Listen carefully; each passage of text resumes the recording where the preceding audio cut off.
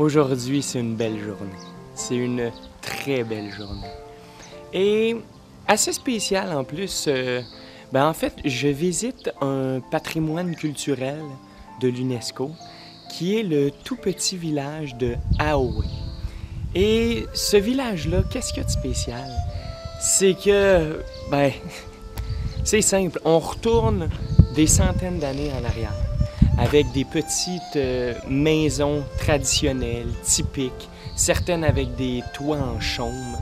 On recule dans le passé, dans les anciennes dynasties. Et ce qui est particulier, c'est qu'ici, contrairement à plusieurs autres villages qu'on peut souvent visiter, qui sont uniquement faits pour les touristes, ici, il y a encore des habitants. Il y a 230 villageois. Donc, ça fait un peu spécial. On rentre un petit peu dans leur intimité et on voit quelques voitures, des vélos ou des antennes satellites, mais ça fait partie de la game. Mais c'est vraiment fantastique. Tu as les murs en pierre, les longs corridors, les maisons de toutes sortes, les outils passés qu'ils utilisaient, les champs qui entourent le village. C'est très, très spécial. C'est mythique. Ouais, c'est mythique. Je continue ma promenade. C'est pas trop gros, mais il y a plusieurs ruelles bien agréables.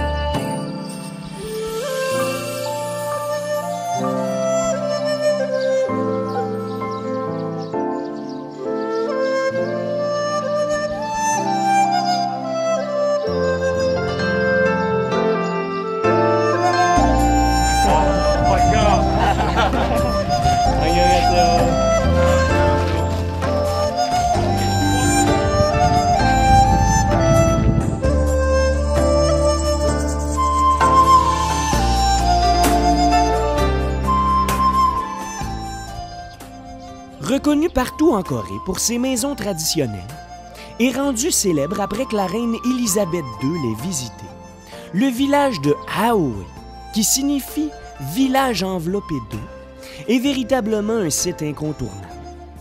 Pour s'y rendre, on suit un petit sentier en forêt qui longe l'eau, et le paysage environnant est vraiment pittoresque avec la montagne Hwasan, les falaises, les belles plages de sable, les champs agricoles et le cours d'eau Nakdong qui entoure tout le village.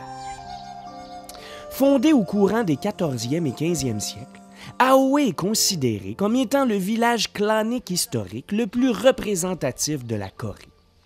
C'est un témoignage exceptionnel du confucianisme et de la dynastie Joseon, qui a profondément influencé le développement de la péninsule coréenne sur près de 5 siècles. À l'intérieur du village, on retrouve des larges maisons à charpente aux toits de chaume, tandis que d'autres ont plutôt des toitures en tuiles. On retrouve aussi divers pavillons, des salles d'études et des académies confucéennes.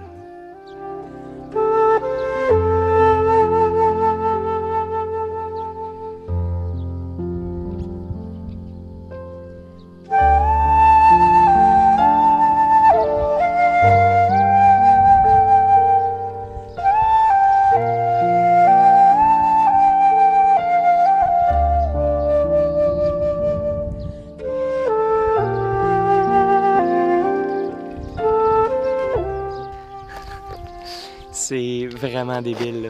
Les derniers groupes d'écoliers viennent de quitter et j'ai le village à moi tout seul. À moi tout seul.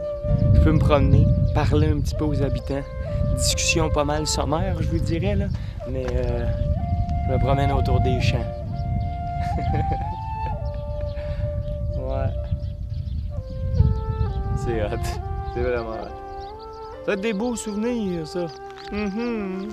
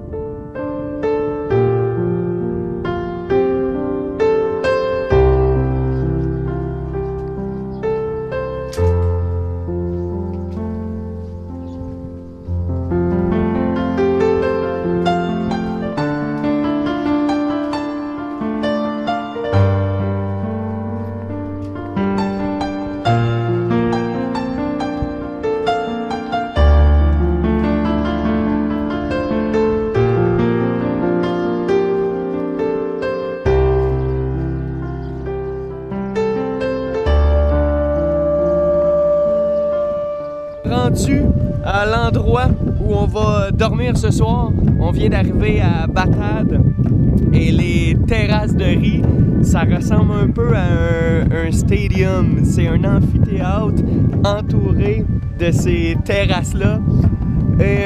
Ça a été construit il y a 2000 ans. Donc c'est pas pour rien que c'est un patrimoine de l'UNESCO. On a passé par le petit village de Cambolo.